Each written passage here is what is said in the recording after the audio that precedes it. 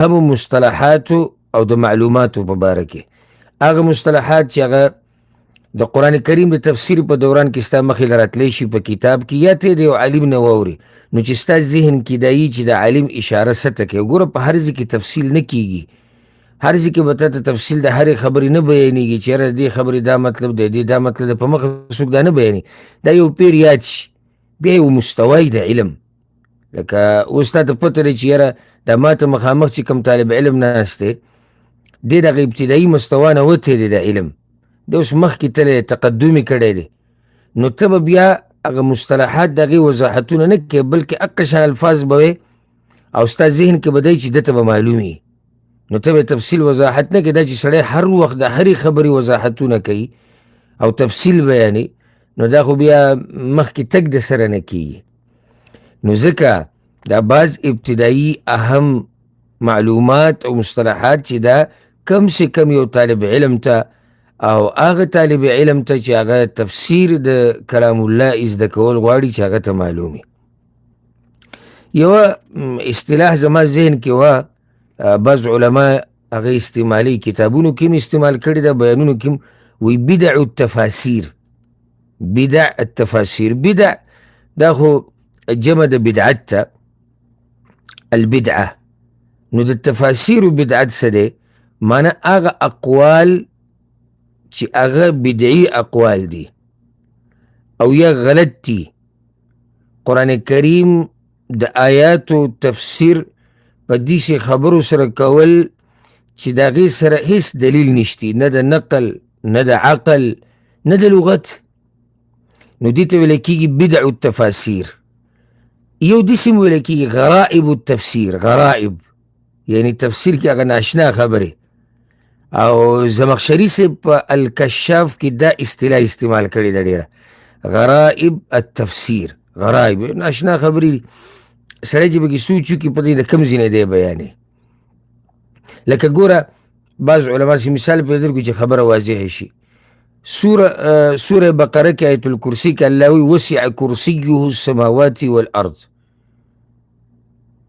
نو بعضو څه ویلي تفسیر کې وی وسع کرسیه السماوات والارض، معنا د کرسۍ مطلب علم دی، علم پراخه دی د الله ځمکه او اسمانونو ته، ځکه چې هلته انکار کوي هغه د کرسۍ نه، نو چې انکار کوي د کرسۍ د حقیقت نه او د کرسۍ نه، نو هلته تاویل وکړي دې مطلب علم دی. دا اوس غریب تفسیر دی، ناشنا، نه عقلي دلیل شتي نه نقلي شتي نه د لغت نه.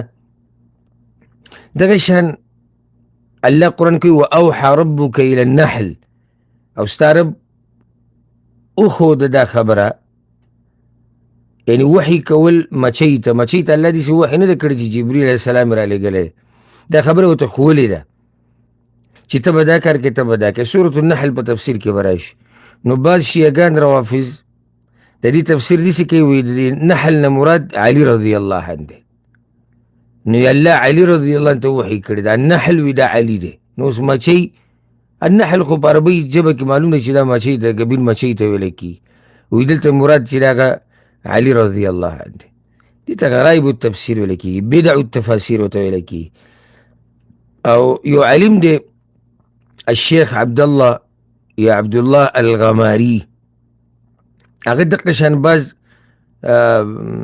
خبرې را جمع کړي دي او کتاب له نوم ورکړی دی بدع التفاسیر، او ډېر مفید کتاب دی، ډېر مفید کتاب دی، د هغې مطالعه طالب علم لا او عالم لا هغه پکار ده.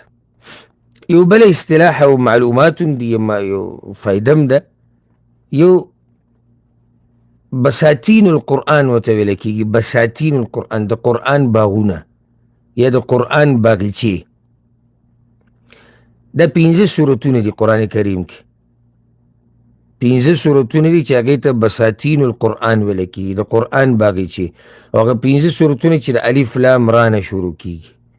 الف لام را نه چې شروع کېږي سورة یونس ته اول الف لام را تلک آیات الکتاب الحکیم، سورة هود الف لام را کتاب احکمت آیاته، سورة یوسف الف لام را تلک آیات الکتاب المبین، سورة ابراهیم الف لام را کتاب انزلناه الیک، سورة الحجر الف لام را تلك آیات الكتاب وقرآن مبین. دا یو اصطلاح کله استعمالیږي بساتین القرآن. نو چې تا ته پته چې دا بساتین القرآن دا کم صورتونه دي. ورسره دا هم یاده کوي ترجمان القرآن. ترجمان القرآن کله داسې وایي مفسرین بعض وایي دا روایت ته ترجمان القرآن نه نقل ده او د هغه هم دا قول ده. ترجمان القرآن دا د عبدالله بن عباس رضی الله عنهما لقب دی، د رسول صلی الله علیه وسلم د تره زوی، او دا لقب ورته په دې ورکړی شوی دی چې د قرآن کریم د تفسیر لوی علم الله دغه انسان ته نصیب کړی، لوی علم. او رسول صلی الله علیه وسلم دغه دپاره دعا هم غوښتې وه، اللهم فقهه فی الدین وعلمه التأویل. یا الله په دین باندې پوهه کې او د قرآن کریم په تفسیر او په وضاحت باندې پوهه کې. نو ځکه دته دغه لقب ویلی کېږي د دې د لاسه ځکه چې دی په دې علم کې ول الله ډېر مهارت ورکړی و. عبدالله ابن عباس رضی الله عنهما چې دی په 8 هجري کې وفات شوی دی او کله چې وفات کېدو نو عمر یې 80 کاله او د ده واقعه هغه معروفه او مشهوره ده او موږ څو پیرې بیان کړې ده چې ده د خپلې ترور میمونه رضی الله عنها کره هم شپه کړې وه دې دپاره چې د رسول صلی الله علیه وسلم د شپې مونځ هغه وګوري.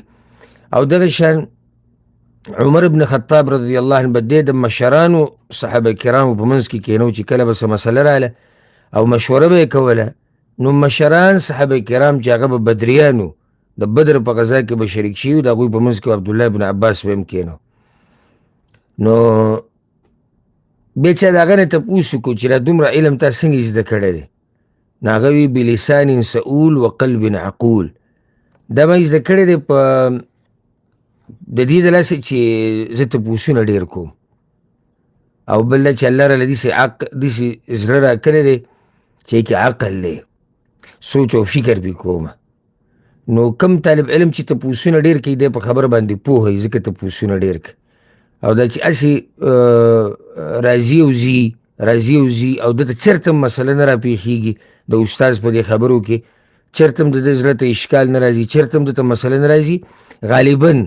غالباً زه دا خبره کوم غالباً دی په دې خبرو باندې پوهه نه وي، ځکه چې لازم چې کله انسان د چا په خبرو کې سوچ کوي فکر کوي دته لازم سزي کې یو نقطه یو پوینټ راځي چېرې دا څنګه او که بل پر داسې شي نو بیا او که داسې شي نو بیا. نو د تکړه طالب علم او د تکړه عالم هغه نښه دا ده چې دی تپوسونه ډېر کوي او تپوسونه د دې دپاره ډېر کوي چې ده په دې مسله کې سوچ ډېر کړی دی.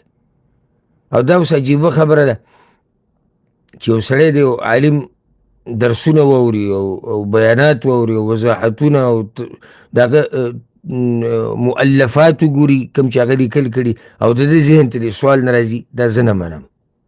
کیدای شي نادراً چې چاته پکې څه مسله نه راغلي، خو غالباً زما چې کومه خپله تجربه ده چې کوم سړی تپوسونه ډېر نه کوي یا تپوس نه کوي او کوم سړی په مسلو کې د عالم سره یعنی خبرې اترې نه کوي چې یاره شیخ صاحب که بل فرض داسې شي او که داسې شي او که دغه شي او داسې، نو زما غالباً تجربه دا ده چې دغه سړی په دې خبرو باندې پوهه نه وي، هغه هسې سرسري یعنی صرف دغه ده چې په یو غوږ اورېدلي دي. نو دومره ورته یادوي چې داسې یو قسمه خبره یو وخت کې یو عالم کړې وه، نور دی به هم پوه نه دی چې مسله څه وه، خو صرف ورته دغه یاد دي. نو عبدالله ابن عباس دا خبره مې دې دپاره وکړه چې طالب علم دپاره تیزي شي چې عبدالله ابن عباس رضی الله عنهما چې الله دا پراخه علم وله ورکړی د قرآن کریم خصوصا او عموما د شریعت، نو د هغې یو وجه دا و چې هغه به تپوسونه ډېر کول او بله دا چې سوچ او فکر به ډېر کو په خبره کې، او چې دا دوه خبرې الله چاته نصیب کړي الله ورته اوچته مرتبه په علم کې نصیب کړي، سوچ او فکر په خبره کې او تپوسونه ډېر کول. پاتې بیا څه شو چې سړی خبره کې سوچ او فکر کوي خو پوه شو چې تپوسونه کوي خو د ځان پوه کوي. نو ځکه الله سبحانه وتعالی هغه له د اوچت مقام ورکړی او هر طالب علم چې دا طریقې استعمال کړي وروسته د اخلاص او د کوشش او د محنت نه الله رب العزت هغه د هغه محنت چېرته هم نه ضایع کوي او هغه له الله اوچت مقام ورکوي. او دا تجربې خبره ده موږ پخپله د اوسه پورې زه یو ادنا طالب علم یم او کوشش کوم د علم د زده کولو، خو کوم ورځو کې چې بلکل فارغه وو موږ دغې ته، نو کم ملګری چې به د استاز نه به ډېر تپوسونه کول، د شیخ نه به ډېر تپوسونه کول، هغه به تکړه و او د استاز به هم خوښ و. د استاز هم داسې طالب علم خوښ چې هغه تپوسونه ډېر کوي، ځکه چې په هغه خوشحالېږي چې یعنې زما د دې خبرو سره د دومره سوچ دی چې ځان پې پوه کوي، د ځان د پوه کولو لپاره د زما نه تپوسونه کوي. یو د آیت کې ثلث القرآن، د قرآن درېیمه حصه، دا سوره اخلاص دی. سوره اخلاص باره کې داسې راغلي دی او دې باره کې حدیثونه مخکې بیان شوي دي. حدیث د ابو ایوب الانصاري رضی الله عنه چې رسول صلی الله علیه وسلم یو ورځ ملګرو ته دا وویې چې تاسو کې یو سړی د دې نه عجزه دی ان یقرأ فی لیلة ثلث القرآن، چې دی په یو شپه کې د قرآن درېیمه حصه ووایي. صحابه کرامو یا رسول الله هغه څنګه؟ وی من قرأ قل هو الله احد فقد قرأ ثلث القرآن. څوک چې قل هو الله احد ووایي نو لکه ده چې ثلث القرآن ووایي. نو دې ته ثلث القرآن ویلی کېږي چې دا په ذهن کې چې وی ثلث القرآن، نو چې ستا ذهن ته سورت الاخلاص راځي. یو اهمه مسله چې نن به د هغې په باره کې خبرې کوو، هغه د قرآن کریم سجدې، هغه سجدات چې هغه په قرآن کریم کې راغلي دي. اگر که دا مسله څه نه څه اختلاف پکې د فقهاو منځ کې شتي، خو راجح قول هغه دا دی او تحقیقي چې قرآن کریم کې ټولې 15 سجدې دي. قرآن کریم کې ټولې 15 سجدې دي. اولنۍ سجده چې قرآن کې راځي هغه په سورة الاعراف کې راځي. ان الذين عند ربك لا يستكبرون عن عبادته ويسبحونه وله يسجدون. ان الذين عند ربك لا يستكبرون عن عبادته ويسبحونه وله يسجدون. دویمه سجده قرآن کریم کې سورة الرعد کې راځي ولله يسجد من في السماوات والأرض طوعا وكرها وظلالهم بالغدو والآصال. درېیمه سجده قرآن کریم کې په سورة النحل کې راځي ولله يسجد ما في السماوات وما في الأرض من دابة والملائكة وهم لا يستكبرون. څلورمه سجده سورة الإسراء یا بني اسرائیل کې راځي ويخرون للأذقان سجدا، يخرون للأذقان سجدا. پنځمه سجده سورة مریم کې ده اذا تتلى عليهم آيات الرحمن خروا سجدا وبكيا. شپږمه سجده سورة الحج کې، سورة الحج کې 2 سجدې دي. ألم تر أن الله يسجد له من في السماوات ومن في الأرض والشمس والقمر والنجوم والجبال والشجر والدواب وكثير من الناس وكثير حق عليه العذاب ومن يهن الله فما له من مكرم إن الله يفعل ما يشاء. وما سجده دام سورة الحج كده يا أيها الذين آمنوا اركعوا واسجدوا واعبدوا ربكم وافعلوا الخير لعلكم تفلحون. أتم سجده سورة الفرقان كده وإذا قيل لهم اسجدوا للرحمن قالوا وما الرحمن أنسجد لما تأمرنا وزادهم نفورا. نهم سجده سورة النمل كده ألا يسجدوا لله الذي يخرج الخبأ في السماوات والأرض. ده غايت كي. أو لسما سجده بسورة السجدة كده إنما يؤمن بآياتنا الذين إذا ذكروا بها خروا سجدا. یو لسمه سجده هغه په سورة صاد كده فاستغفر ربه وخر راكعا وأناب. دولسمه سجده هغه په سورة فصلت كده فإن استكبروا فالذين عند ربك يسبحون له بالليل والنهار وهم لا يسأمون. دیارلسمه سجده سورة النجم كده فاسجدوا لله واعبدوا. څوارلسمه سورة الانشقاق كده وإذا قرئ عليهم القرآن لا يسجدون. آخرنی سجده هغه په سورة العلق كده کلا لا تطعه واسجد وقترب، دغه ځای کې سجده ده. نو دا د قرآن کریم سجدات دي، او قرآن کریم کې ټولې 15 سجدې دي. ما هغه ځایونه او هغه سورتونو نومونه تاسو ته بیان کړو. سورة الحج کې 2 راغلي دي.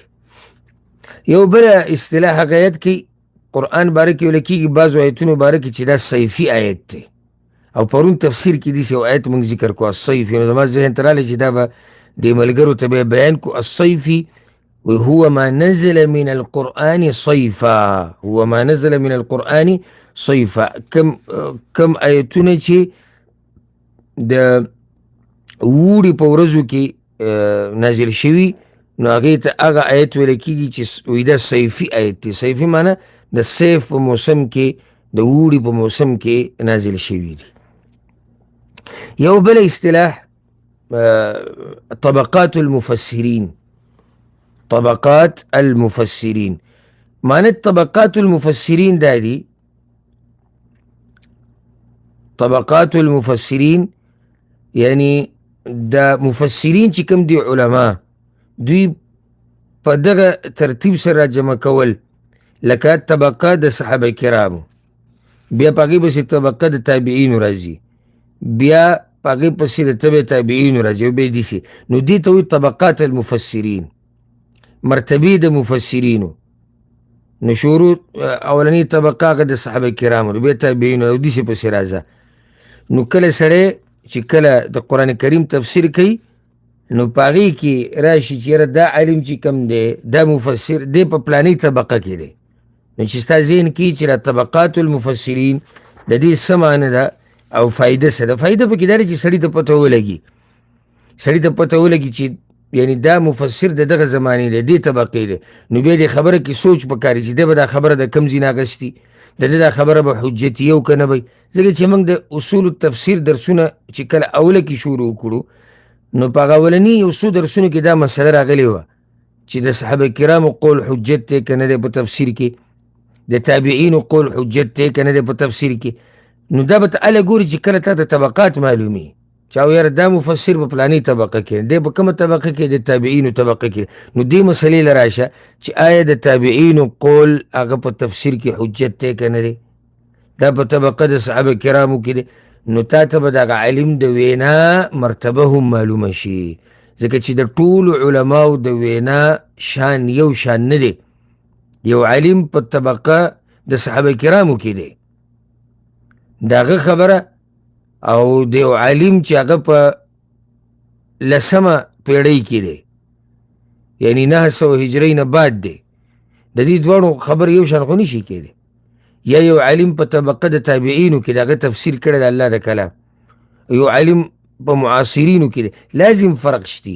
نو دا فرق سړي ته هله معلومیږي چې کله سړی طبقات د مفسرینو وګوري، او دا صرف د مفسرینو طبقات نه دي، طبقات د فقهای کرامو می، د محدثینو هم شتي، او داسې پسې بیا ځه. او دې لپاره سړی تاریخ ته رجوع کوي، هغه کتابونه چې په دې عنوان لیکلی شوي دي.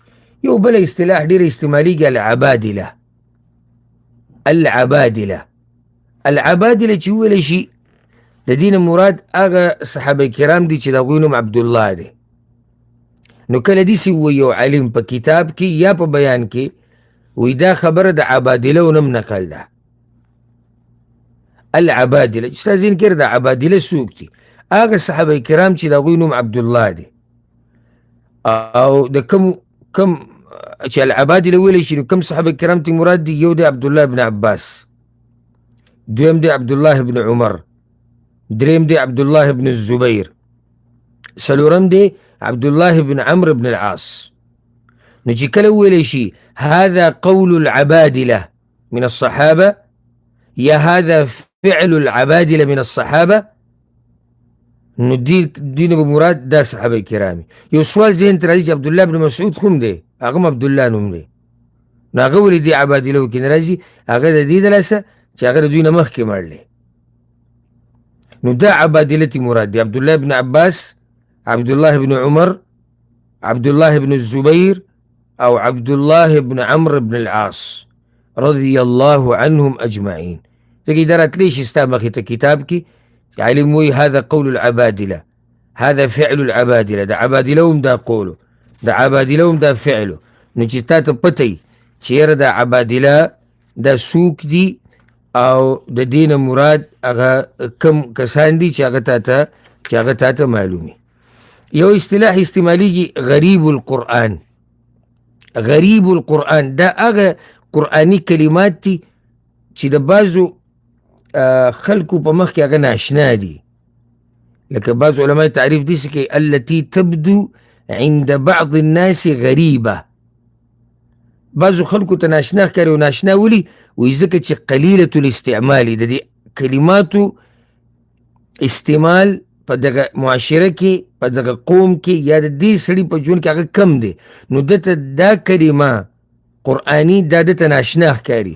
چې ناشنا ښکاري نو دې ته بیا دې ته ویلی کېږي غریب القرآن. او علماو دې باره کې کتابونه هم لیکلي دي غریب القرآن کې. یعنې مشهور پکې په دې کې چې کوم مشهور دی مسائل د نافع ابن الازرق، هغه سوالونه د نافع ابن الازرق د عبدالله ابن عباس نه رضی الله عنهما هم دې باره کې شوي دي. او په دې کې بیا ډېر کتابونه لیکلی شوي دي لکه د راغب اصفهاني صاحب په غریب القرآن کې دغه کتاب دی. د نور ډېر علماو دي خو چې صرف تا ته دا ټکې معلومي چې دا غریب القرآن دا څه ته ویلی کېږي. دغه شان یو دا اصطلاح ډیره استعمالیږي کله چې قرآن کریم سره د قرآن کریم د تفسیر مطالعه کوي یا د قرآن کریم تفسیر ازده کوي. کتاب النبی صلی الله علیه وسلم، کتاب النبی صلی الله علیه وسلم چې ویلی شي نو دا هغه صحابه کرام دي چې رسول صلی الله علیه وسلم به هغوی راغوښتل دې دپاره چې کله به وحي لیکلو ته ضرورت راغی، نو دوی ته ویله کېږي کتاب النبي صلی الله علیه وسلم. هغه صحابه کرام چې د رسول صلی الله علیه وسلم دپاره به لیکل کول. یو بل اصطلاح استعمالیږي الکلیات القرآنیه، قرآني کلیات، الکلیات القرآنیه. نو دا خو اسانه د دې وضاحت ډېر اسان دی. یعنی هر هغه آیت چې په اوله کې کل ټکی راشي که نه نو دا په دې کلیات قرآنیه کې راځي. الکلیات القرآنیه، الکلیات القرآنیه. نو چې الکلیات القرآنیه وویلی شي نو چې ستا ذهن کې دا یي چې هر هغه آیت چې هغه شروع شي د کل نه، نو دا په کلیات کې راځي. لکه کل من علیها فان، کل من علیها فان سورة الرحمن کې دي، یا سورة العمران کې کل نفس ذائقة الموت سورة العمران کې دي، یا سورة المدثر کې کل نفس بما کسبت رهینه. بلکې بعض علما ویلي دي دا شامل دي هر صیغه د عموم چې استعمال شي په دې کلیات قرآنیه کې راځي. هر صیغه د عموم چې استعمال شي پکې لکه من یعمل سوء یجز به، من یعمل سوء یجز به، دا صیغه د عموم دلته استعمال شوی ده نو دا په کلیات قرآنیه کې راځي. دا اصطلاح هم ډېر استعمالیږي مقاصد السور او مقاصد القرآن. د صورت مقصد، موضوع د دې څه ده، خلاصه څه ده، د څه دپاره نازل شوی دی، غټه خبره څه ده. او مقاصد القرآن هم دغه مطلب دی. نو چې ستا ذهن کې چې مقاصد السور څه ته وایي او مقاصد القرآن دا څه ته وایي. په دې باندې به اکتفا وکړو. اگر که اصطلاحات نور هم ډېر دي خو په دې باندې به اکتفا وکړو. او زما دا امید دی انشاءالله چې اوریدونکي او لیدونکي خویندې رونه عوام او خواص او طلبة العلم هغوی به څه نه څه د دې مختصر مجالسو نه زده کړي. او موږ سره چونکې وخت ډېر لږي او مصروفیت انتهایی زیات دي په دې ورځو کې، خو بیا ما کوشش وکړو چې څه نه څه وخت هغه د دې اصول التفسیر دپاره او د قواعد التفسیر دپاره او هغه معلومات چې هغه د علوم القرآن سره تعلق ساتي د دې دپاره څه وخت وباسو چې څه نه څه زموږ دې وروڼو ته او زموږ دې خویندو ته معلوم وي. او که چېرته الله ژوند راکړو او الله توفیق راکړو نو انشاءالله په مستقبل کې به په عامو ورځو کې چې د تفسیر دوره به کینی په عامو ورځو کې به د اصول التفسیر دا درسونه ښه تفصیلي په ارام وکړو، ښه یو خبره به د الله په توفیق سره په وضاحت سره بیان کړو. خو دلته دا وخت هم ډېر مختصر و، ورپسې بیا د تفسیر درسي او که خبره موږ نور اوږدو نو هلته رمضان کې بیا ټیم نه وي بلکل، نو صرف دا یو څو خبرې مې دې دپاره وکړې چې الله رب العزت پرې راضي شي او بیا دا چې زمونږ کم وروڼه او کمې خویندې چې د قرآن د تفسیر او د ترجمې د زده کولو شوق لري چې دا خبرې په دغه سفر کې د هغوی مرسته وکړي او هغوی ته دغه لار د الله په توفیق سره اسانه کړي او هغوی د الله په دې کلام باندې پوه شي. په دغه مقصد دا یو څو درسونه او دا یو څو خبرې وي. الله رب العزت دې دا عمل زمانه او تاسو نه قبول کړي او الله سبحانه وتعالی دې دا کومې خبرې چې موږ واورېدې الله دې موږ له په دې باندې د پوهېدو او په دې باندې د عمل کولو او د دې د مخکې رسولو توفیق راکړي. هذا والله أعلم وصلى الله وسلم على نبينا محمد وعلى آله وصحبه أجمعين.